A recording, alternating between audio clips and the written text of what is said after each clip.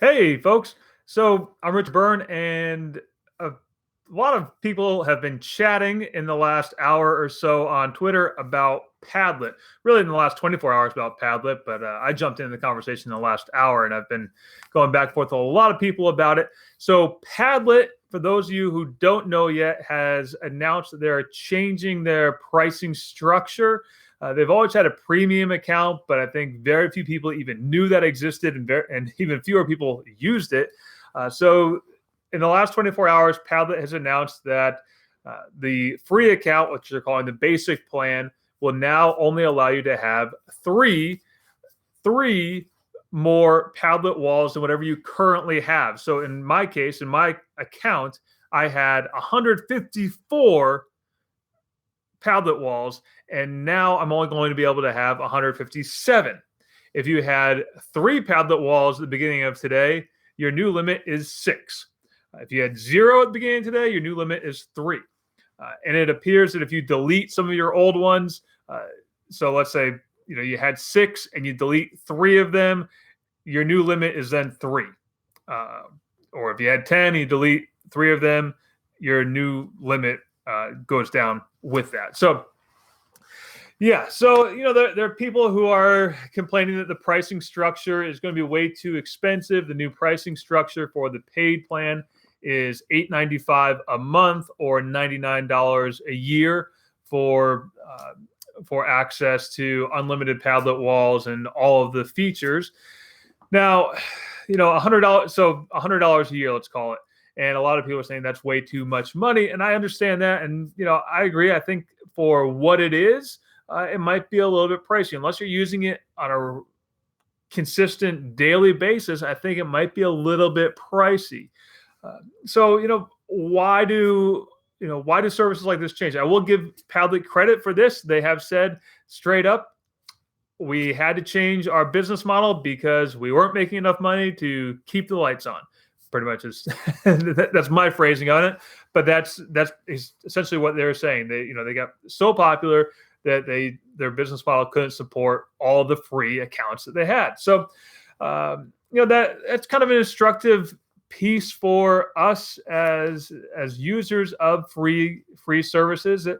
It's important to kind of look at what will you do if the free service that you love changes business models, or goes out of business, or gets acquired and becomes part of another company. You have to be able to adapt and move on. Now, I'll be publishing, of course, a list later this week of some alternative options. But I still think Padlet's a great tool. I mean, 3, you can work with that, I guess. You can work with that. There's other similar tools out there that also have similar limits to them. Storming.com, for example, is one that I've used in the past. They have a limit of 3 or 5. I can't remember if it's 3 or 5, but either way, they have a limit. And the difference is that Storming has always said that from the beginning. They've always said, hey, we're going to have a limit. And so we don't get used to unlimited free stuff. Now, what else can we learn from this? So, besides the change and adapt, kind of look at the business model of the free services that you're using. The free service does have to, unless it's truly a nonprofit funded by grants or something, the free service does have to try to make money somehow. And oftentimes they have investors in the background that want to get their money back out of the company.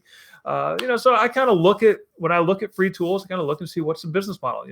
I wrote about Real-Time Board this morning. Real-Time Board, they have a business model, as does Lucid Chart, another tool that I love a lot.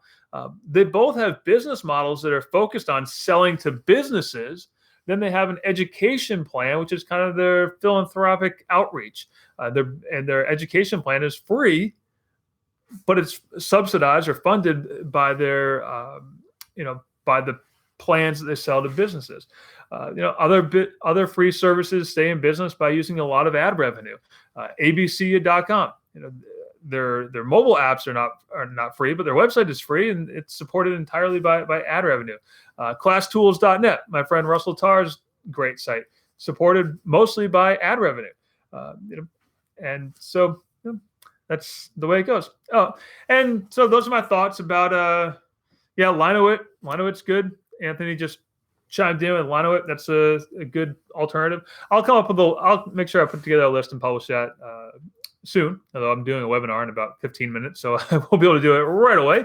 And last but not least, before I sign off here, I'm using the new YouTube streaming that's available through the Creator Studio in your YouTube account. Go into your YouTube account and click on live streaming. And there's a new webcam streaming option that's really easy to use. Don't have to use your phone. You can do it right on your laptop. Pretty cool. So anyway, that's that. So big news about Padlet. They're changing. And check out freetechfeatures.com later this week or later tonight, and I'll have a list of some other options to check out. And if you're going to stick with Padlet, I have a whole list of tutorials about Padlet here on my YouTube channel. Thanks, everyone. Have a great day.